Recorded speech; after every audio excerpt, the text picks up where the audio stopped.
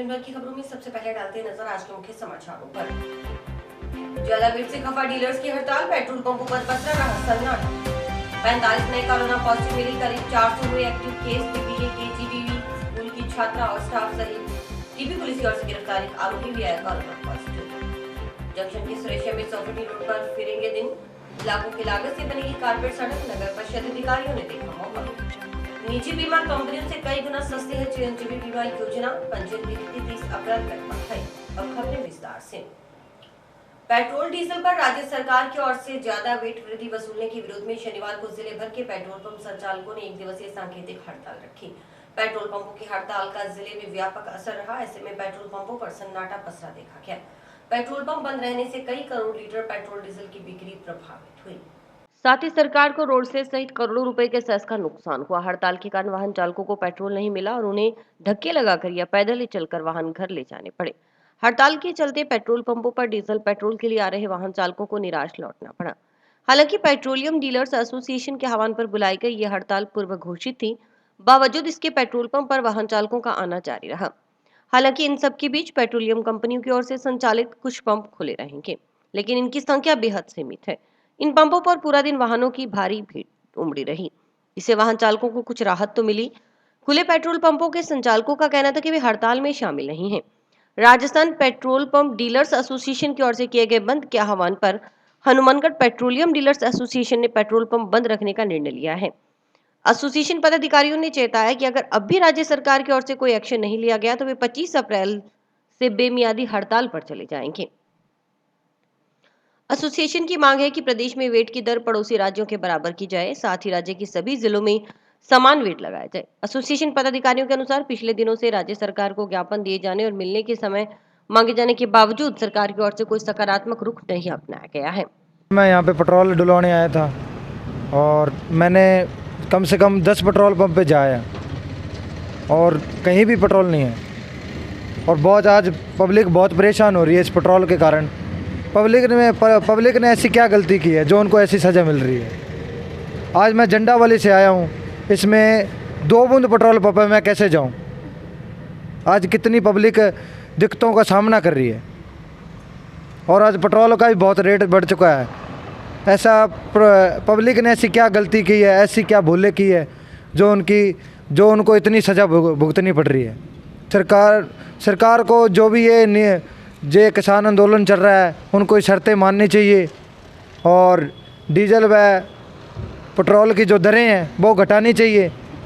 आजकल बहुत महंगाई हो चुकी है, जो आजकल जो सिस्टम है वो बिल्कुल चेंजिंग हो चुका है कि जो अमीर लोग है वो तो बड़ा हो रहा है, जो गरीब है वो गरीब से गरीब हो रहा है। हमारी हनुमानगढ़ पेट्रोलियम एसोसिएशन की तरफ से आज सुबह 6 बजे से रात्रि 12 बजे तक पेट्रोल और डीजल की दरें पड़ोसी राज्य हरियाणा और पंजाब के बराबर की जाए और पूरे राज्य में एक रेट हो पेट्रोल व डीजल, जिस तरह सिलेंडर का रेट है। ये हमारी मांगे हैं, इसके लिए आज हड़ताल रखी हुई है। कुछ पेट्रोल पंप पे दिए जा रहे थे पेट्रोल, वो क्या मामला? वो कुछ एक डीलर थे, थोड़ा कम्युनिकेशन गैप रह गया था वहाँ पे, थोड़ा डीलर द्वारा समझाइश के बाद उन डीलरों भी हड़ताल में शामिल है। पूरे ज़िले में सभी पेट्रोल पंप हड़ताल में शामिल है, प्राइवेट व पब्लिक, इसी तरह कोई मतभेद नहीं है। राजस्थान में पेट्रोल पर 36% और डीजल पर 26% वेट है, जबकि पड़ोसी हरियाणा और पंजाब में पेट्रोल पर 25% और डीजल पर करीबन 16% है। इसके अलावा दिल्ली में पेट्रोल पर 30 और डीजल पर 16.75%, गुजरात में पेट्रोल व डीजल पर करीब 20% उत्तर प्रदेश में पेट्रोल पर 26.80 व डीजल पर 17.48% वेट है। मध्य प्रदेश में पेट्रोल पर 33 व डीजल पर 23% वेट है। एमपी में पेट्रोल पर 4.5% अतिरिक्त टैक्स भी है। जब से प्रदेश में गहलोत सरकार आई है, पेट्रोल पर 12% और डीजल पर 10% वेट बढ़ाया गया है। 5 जुलाई को पेट्रोल पर वेट 26 से बढ़ाकर 38 और डीजल पर 18 से बढ़ाकर 28% कर दिया गया।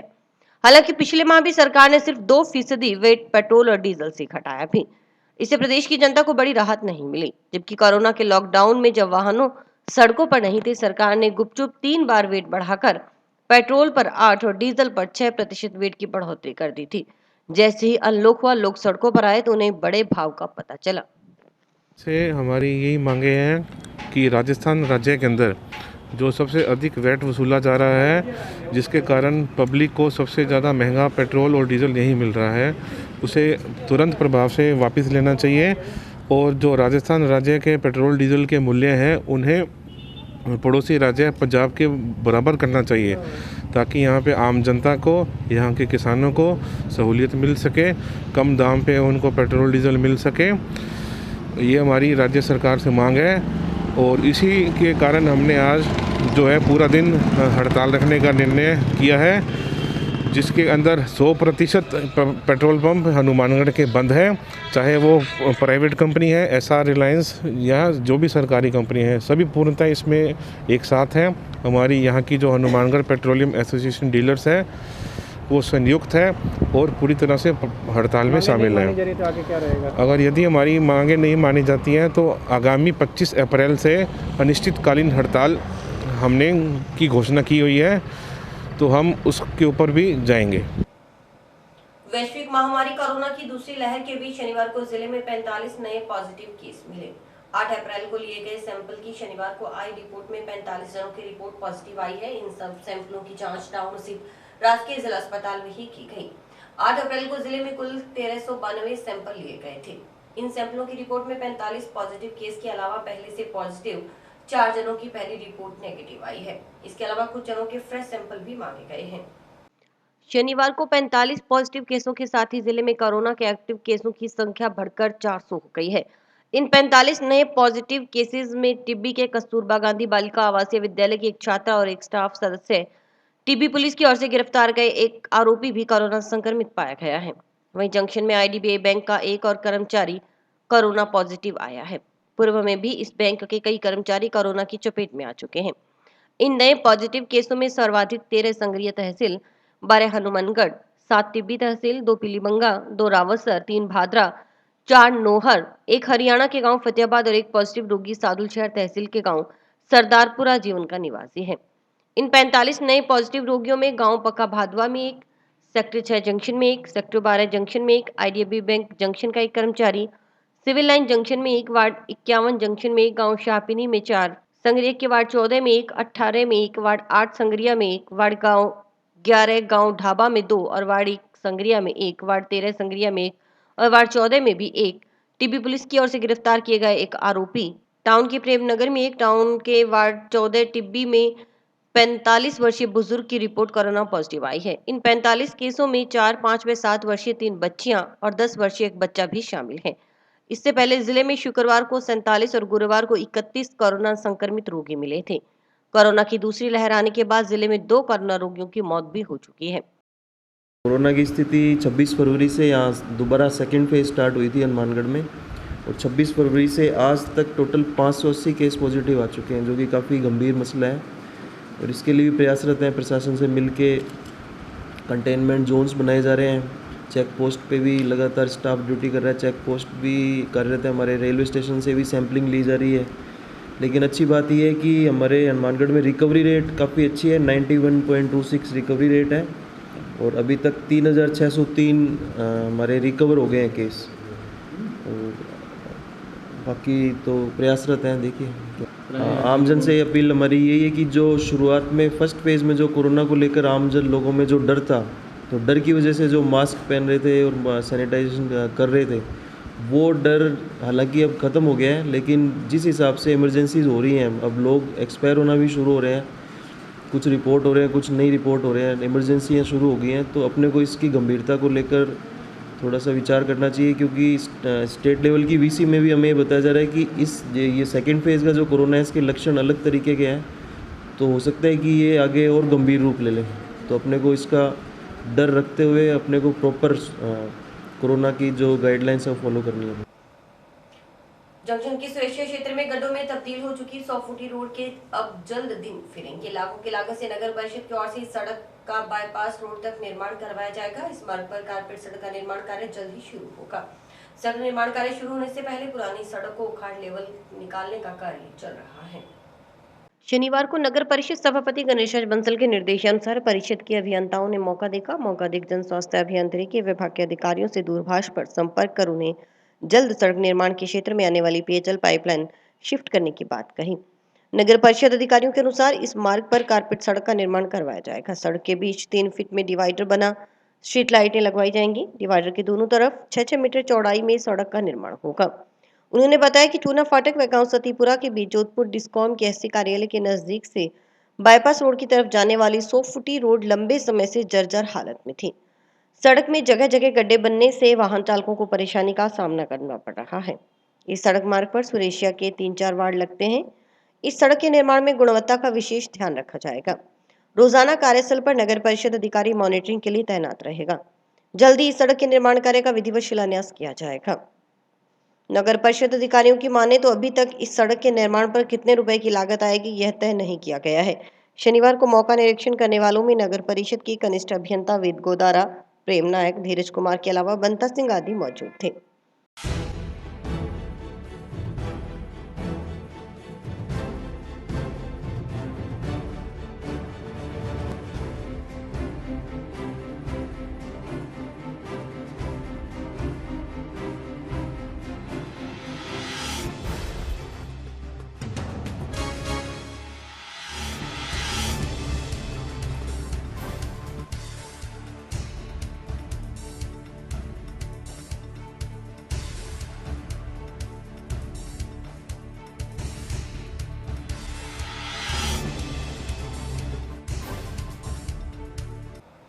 टाउन पुलिस ने गांव फतेहगढ़ खिलेरीबास में रात्रि को शादी समारोह के दौरान बाइक चोरी करने के करीब 1 माह पुराने मामले में एक युवक को गिरफ्तार किया है।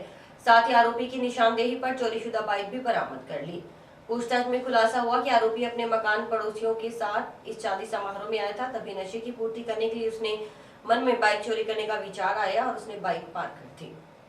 एएसआई जसकंत सिंह ने बताया कि 2 दिन पहले बुधवार को लवप्रीत सिंह पुत्र जरनैल सिंह ने रिपोर्ट दर्ज करवाई थी कि वह 13 मार्च की रात्रि को अपनी बाइक पर गांव फतेहगढ़ खिलेरीबास में अपने रिश्तेदार के घर शादी समारोह में गया था। उसने बाइक घर के बाहर खड़ी कर दी। रात्रि करीबन 12:30 बजे उसने बाइक संभाली तो बाइक नहीं मिली। कोई अज्ञात व्यक्ति उसकी मोटरसाइकिल चोरी कर ले गया। मामला दर्ज कर जांच शुरू की गई। जांच के बाद सुभाष नायक निवासी मोहन मगरिया को चोरी के आरोप में गिरफ्तार कर चोरीशुदा बाइक बरामद कर ली गई। जांच अधिकारी के अनुसार आरोपी सुभाष मेडिकल नशा करने का आदी है। नशे की पूर्ति के लिए उसने बाइक चोरी करने की वारदात स्वीकारी है। पूर्व में उसके खिलाफ कोई मामला दर्ज नहीं होने की बात भी सामने आई है। आरोपी अपने पड़ोसियों के साथ शादी समारोह में आया था। शुक्रवार को सुभाष को अदालत में पेश कर मजिस्ट्रेट के आदेश पर न्यायिक अभिरक्षा में जेल भिजवा दिया गया। श्री लवप्रीत सिंह पुत्र जरनैल सिंह रायसिख निवासी चक 24 SSW ने मामला दर्ज कराया कि वह 15/3/2021 को गांव फतेहगढ़ खिलेरीबास में रात्रि में शादी में आया हुआ था कि रात्रि को कोई अज्ञात व्यक्ति उसका प्लेटिना मोटरसाइकिल चोरी कर ले गया, जिस पर मामला दर्ज कर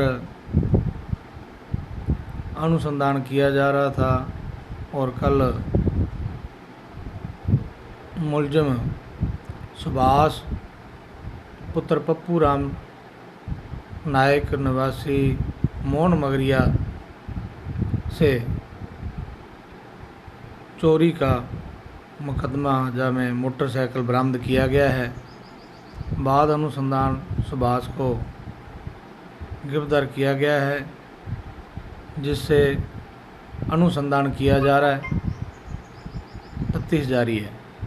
मोटरसाइकिल वगैरह बरामद किया? हाँ, एक मोटरसाइकिल चोरी का प्लेटिना उससे बरामद हो चुका है। पूर्व में अभी कोई मुकदमे दर्ज होने नहीं बताए हैं। कारण बताया सर बाइक चोरी का? ये मेडिकल नशा करता है और वहाँ पड़ोसियों के साथ शादी में आया था और नशेड़ी प्रवृत्ति का होने के कारण ही इसने मोटरसाइकिल चोरी किया है। विवाद के चलते अलग रह रहे पति की ओर से पत्नी की हत्या का प्रयास करने के मामले में जंक्शन पुलिस ने आरोपी की निशानदेही पर वारदात में इस्तेमाल कुल्हाड़ी बरामद कर ली है। रिमांड अवधि खत्म होने पर पुलिस ने शनिवार को आरोपी पति राजेश कुमार जाट निवासी चनाना तहसील सिद्धमुख जिला चूरू को मजिस्ट्रेट के आदेश पर न्यायिक अभिरक्षा में जेल भिजवा दिया। जांच अधिकारी एसआई सिलेशियन के अनुसार आरोपी ने पूछताछ में बताया कि उसकी पत्नी ने उसके खिलाफ पूर्व में भी मारपीट के आरोप में मामला दर्ज करवा रखा है। इसी रंजिश को लेकर उसने अपनी पत्नी की हत्या का प्रयास किया। आरोपी का बड़ा बेटा उसके साथ जबकि छोटा बेटा अपनी मां के साथ रहता है। गौरतलब है कि जिला अस्पताल में भर्ती मुकेश कुमारी ने 5 अप्रैल को पुलिस को दिए पर्चा बयान में बताया था कि वह जंक्शन की शहरी डिस्पेंसरी में एएनएम के पद पर कार्यरत है। वह जंक्शन की श्याम सिंह कॉलोनी वार्ड 14 में रहती है। उसका अपने पति राजेश जाट के साथ विवाद चल रहा है। उसने अपने पति राजेश के खिलाफ मारपीट करने का पूर्व में मुकदमा दर्ज करवा रखा है जो अदालत में विचाराधीन है। इसलिए उसका पति राजेश उससे रंजिश रखता है। 4 अप्रैल की देर शाम उसका पति घर आया। वह जान से मारने की नीयत से सिर में कुल्हाड़ी से चोट मारी। शोर मचाने पर मोहल्ले के लोगों ने आने पर राजेश वहां से अपने एक अन्य साथी जो घर के बाहर बाइक पर खड़ा था उसके साथ भाग निकला। उसे एम्बुलेंस की मदद से जिला अस्पताल में इलाज के लिए भर्ती करवाया गया। पुलिस ने पर्चा बयान के आधार पर हत्या प्रयास के आरोप में मामला दर्ज कर जांच शुरू कर दी है।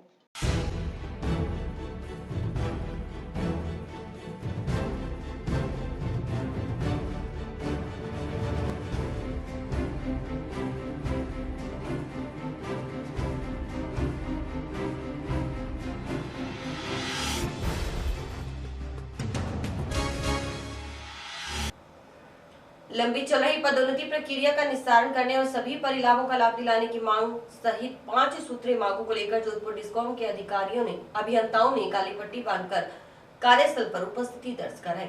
साथ ही बिजली engineers association of Jodhpur discom के बैनर तले अभियंताओं ने डिस्कॉम के प्रबंध निदेशक के नाम अधीक्षण अभियंता को ज्ञापन सौंपा।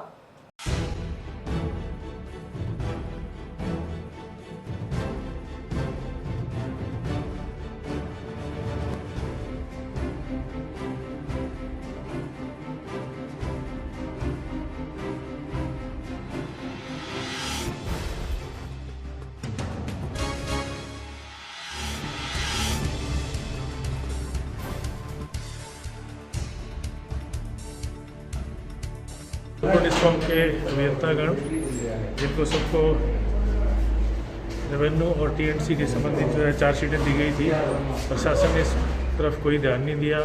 हमारे जवाब देने के बावजूद भी ये चार्जशीटें अभी तक लंबित चल रही हैं। इसके विरोध में सारे अभियंतागणों ने आज काली पट्टी बांध के विरोध प्रदर्शन कर रहे हैं और अधीक्षण अभियंता के माध्यम से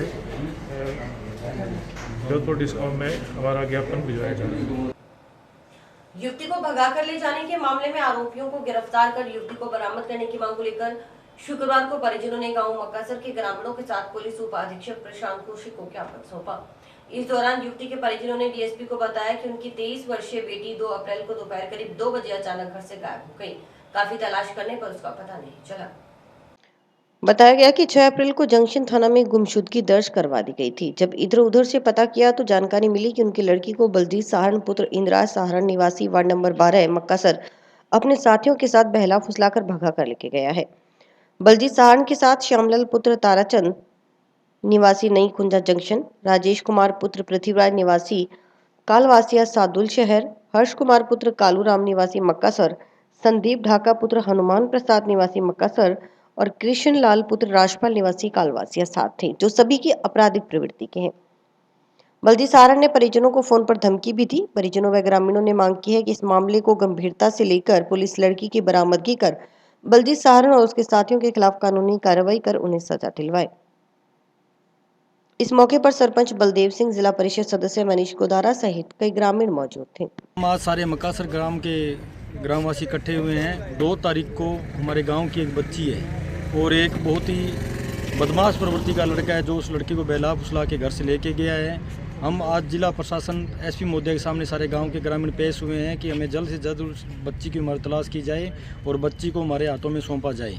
और जो भी उस लड़के के साथ में है, तो हमने नाम भी उसमें दे दिए हैं, जो भी लड़के उनके साथ में हैं जिन्होंने उनसे फ़ोन पे बात की है और उसका साथ निभा रहे हैं, उन पे भी कड़ी से कड़ी कार्रवाई हो, ताकि आगे से ऐसा प्रकरण कभी गांव में या शहर में ऐसी हरकतें नहीं हो। क्योंकि जो लड़का उस लड़की को भगा के लेके गया है वो बदमाश प्रवृत्ति का था और पहले भी जंक्शन थाने में उसके ऊपर कई मामले दर्ज हैं।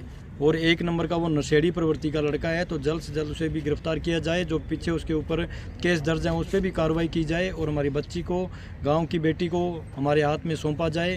तो 2 तारीख को दोपहर 2:10 से लड़की को बलजीत सारन मक्का सर, श्याम लाल खुंजा, वो उसको भगा के ले गए।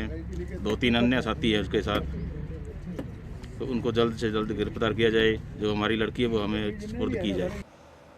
अक्सर लोग निजी बीमा कंपनियों की कई तरह की शर्तों के चलते बीमा नहीं करवाते, क्योंकि कई सारी औपचारिकताओं के बावजूद भी पलड़ा बीमा कंपनी की तरफ ही झुका रहता है। ऐसे में मुख्यमंत्री चिरंजीवी स्वास्थ्य बीमा योजना आमजन के लिए सौगात बनकर आई है। इस योजना में सबसे महत्वपूर्ण बात यह है कि इसमें परिवार के सदस्यों की कोई सीमा नहीं रखी गई है, जबकि निजी बीमा कंपनियों की पॉलिसी में परिवार के सदस्यों की संख्या के आधार पर प्रीमियम की राशि तय की जाती है। चिरंजीवी बीमा योजना में जन आधार कार्ड में शामिल परिवार के सभी सदस्यों को बीमा का लाभ मिलता है। इसके अलावा प्रीमियम की राशि की बात करें तो 5 लाख रुपए के स्वास्थ्य बीमा के लिए निजी बीमा कंपनियां तकरीबन 10,000 रुपए वार्षिक प्रीमियम लेती हैं, जबकि चिरंजीवी योजना में ये महज 850 रुपए में ही हो रहा है। यानी निजी कंपनियों की तुलना में तकरीबन कई गुना सस्ती दर पर आम लोगों को ये बीमा कवर उपलब्ध रहेगा। आमजन से इस योजना का लाभ उठाने और अधिक से अधिक पंजीयन करवाने की अपील की। पंजीयन की अंतिम तिथि 30 अप्रैल है। कोई भी जो अन्य किसी बीमा योजना से नहीं जुड़ा हुआ है, वो परिवार, चाहे वो गरीब परिवार है, चाहे उसकी टर्नओवर करोड़ों में भी हो, वो कोई भी परिवार जो किसी भी योजना से नहीं जुड़ा हुआ, वो परिवार इसमें आवेदन कर सकता है। उसको प्रीमियम की आधी राशि यानी कि 850 रुपये एक परिवार को वार्षिक प्रीमियम भुगतान करना है, जिससे उसके बाद में उसको 5 लाख रुपए तक का बीमा उसको राजस्थान सरकार दे रही है। और इस योजना के अंतर्गत सभी अस्पताल और जो भी एमपैनल्ड हैं सरकार से, जो एमपैनल्ड हॉस्पिटल हैं, उन सभी हॉस्पिटल में 5 लाख रुपए तक का इलाज कैशलेस सरकार, राजस्थान सरकार प्रोवाइड करवाने की प्रयास कर रहा है। फिरफाना सरपंच पति और ई मित्र संचालक के खिलाफ कार्रवाई करने की मांग को लेकर एक युवक फांसी लगाने के लिए कलेक्ट्रेट के आगे पेड़ पर चढ़ गया। युवक ने गले में रस्सी लगाकर पेड़ में बंधा रखा। सूचना मिलते ही प्रशासन व पुलिस अधिकारी मौके पर पहुंचे। फिरफाना सरपंच पति और ई मित्र संचालक के खिलाफ कार्रवाई की मांग को लेकर एक युवक फांसी लगाने के लिए कलेक्ट्रेट के आगे पेड़ पर चढ़ गया।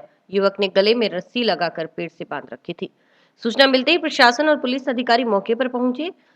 इसके बाद कार्यवाहक कलेक्टर के आश्वासन के करीब 2.5 घंटे बाद लिखित में आश्वासन मिलने पर युवक नीचे उतरा।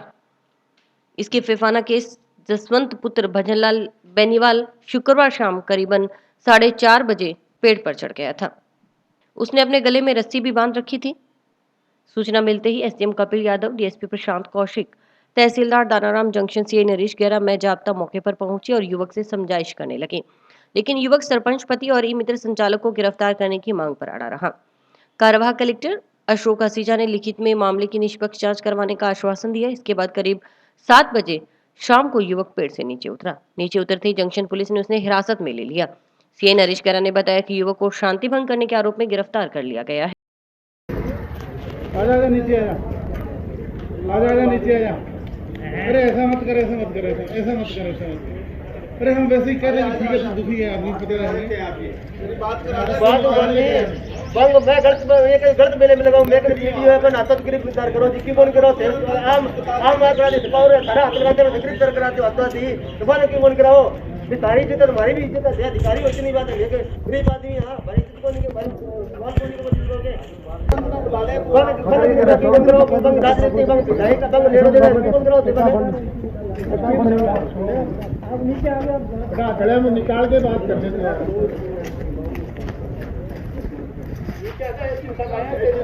बात करने के लिए आए।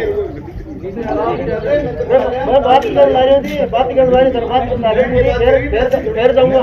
ये कौन सरपंच मेरा बच्ची है, मेरा बच्ची जो बनावे चौबरी जानी नहीं, बच्ची जो है सुरेंद्र जानी, मैं परमानेंट पंचायत के अंदर रहे नपड़ गांव में थी। और इसके साथ समाचार समाप्त हुए। रोजाना देखते रहिए समाचार। नमस्कार।